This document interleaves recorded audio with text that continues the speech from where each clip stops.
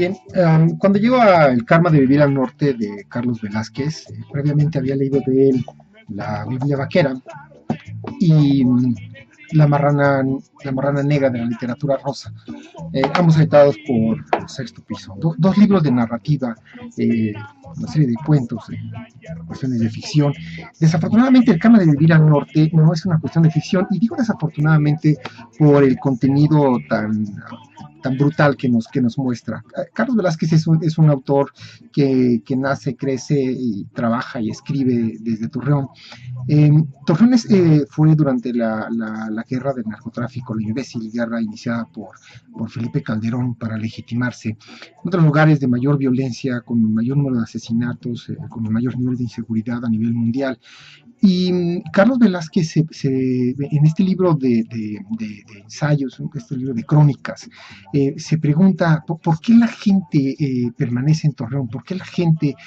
continúa en la laguna, y encuentra varias hipótesis, y una de ellas es precisamente la música, y en particular de Tropicalísimo Apache, que es a quien escuchamos en la introducción y que seguimos escuchando ahora. Hay una canción de ellos que es La hierba se movía, que es básicamente muy significativa, y también para la gente que estuvimos en Chapingo, nos dice mucho. Pero bueno, volviendo al tema, lo que encuentra Carlos Velázquez para encontrar la identidad de los torreonenses, dice lo siguiente: y en plena madrugada ya me volvió a asaltar la pregunta, ¿dónde radica el rasgo que define la identidad torreonense? Y recapitulé: leche, carne, cerveza, cumbia y fútbol, los 5 jinetes del apocalipsis. Pero sigue reflexionando, y al final de cuentas llega a la conclusión de que no hay algo que lo explique del todo. Dice, somos eso sin duda, pero no solo la suma de eso, somos algo mucho más complejo que quizá no consiga averiguar. Y al final de cuentas nunca lo averigua. Intenta salir de Torreón un par de veces, nos narra un viaje de juventud a Ciudad Juárez, en el propio libro nos narra también un viaje a Monterrey, y se da cuenta que la violencia de Torreón y la violencia de la laguna es generalizada en todo el norte, y bueno, recordarán seguramente también la terrible violencia que se vivió en Monterrey, debido de esta estúpida guerra contra el narcotráfico. Es un libro bastante personal, en donde nos habla acerca de su alcoholismo, nos habla de su adicción a la cocaína, nos habla de su consumo de crack, de su visita por los tugurios, por los barrios bajos, y por los lugares, las cantinas, en fin, de Torreón, con un desparpajo de pronto, que nos recuerda de una manera tan personal, que nos recuerda a Bukowski o a Burroughs o a algunos otros de los escritores beat. Nos narra también acerca de la relación con su hija, una relación más sentimental, de los miedos que le despierta el que su hija crezca en un ambiente de tal violencia. Nos habla acerca de sus recuerdos infantiles, en fin, una serie de accidentes que tuvo a los 5 años, por qué los 5 años son tan determinantes para él. Nos habla de su hermano, de las muertes que hay en su familia,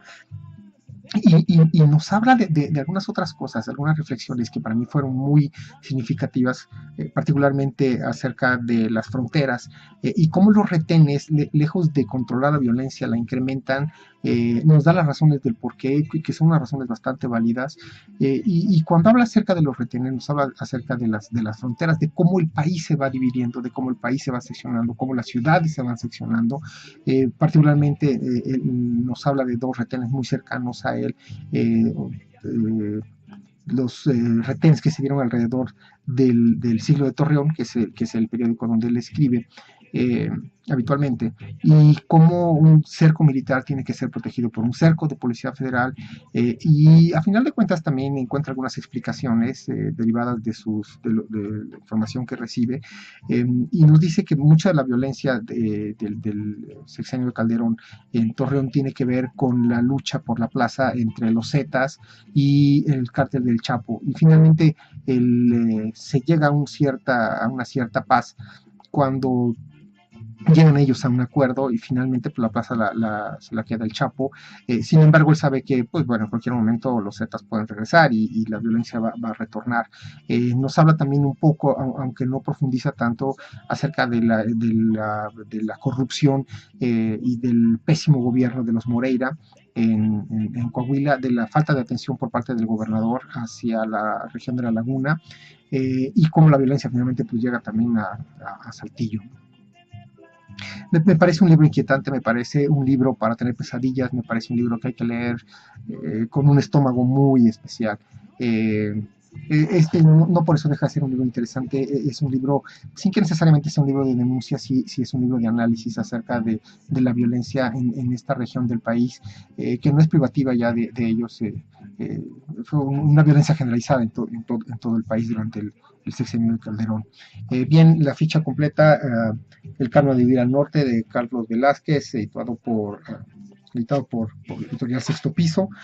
y es un libro de 2013.